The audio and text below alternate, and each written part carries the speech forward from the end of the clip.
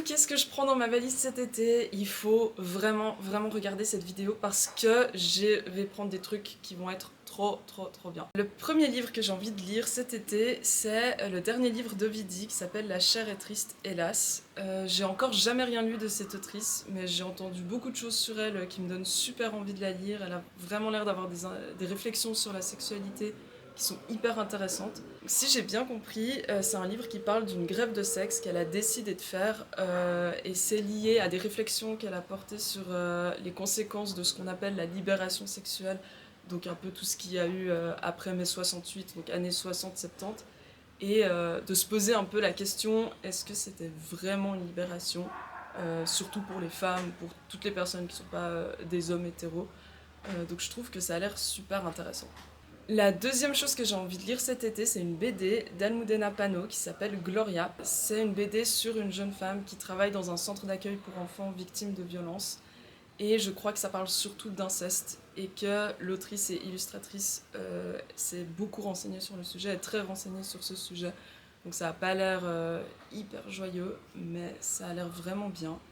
Et en plus, les dessins sont trop beaux, c'est dans des couleurs pastel, ça fait un peu années 90, enfin, j'aime trop. Troisième livre, c'est Les Vertueux de Yasmina Khedra. C'est un auteur qui est beaucoup cité à En Marche, le club de lecture de la bibliothèque, donc ça me donne super envie. Et là, je crois que c'est son dernier roman et que ça raconte un peu toute l'histoire de l'Algérie pendant l'entre-deux-guerres. C'est une histoire que je connais vraiment pas très bien, mais qui m'intéresse beaucoup, donc je serais vraiment hyper curieuse de découvrir ce livre. Et enfin, le dernier livre que j'ai envie de lire, c'est La 7e fonction du langage de Laurent Binet. C'est mon collègue Eamon qui me l'a conseillé, qui m'a dit que c'était super. C'est une sorte d'enquête fictive sur la mort de Roland Barthes, qui a été tué en 1980, il a été fauché par une camionnette. Déjà ça, j'étais même pas au courant. Et le livre imagine un peu une enquête par rapport à ça, et retrouve plein d'intellectuels français de cette époque. Donc je crois qu'il y a Michel Foucault, il y a Hélène Cixous, enfin il y a plein de gens de cette époque.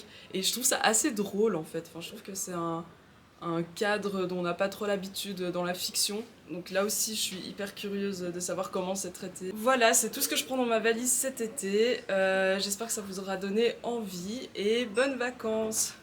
Attends, c'était affreux. On peut arrêter.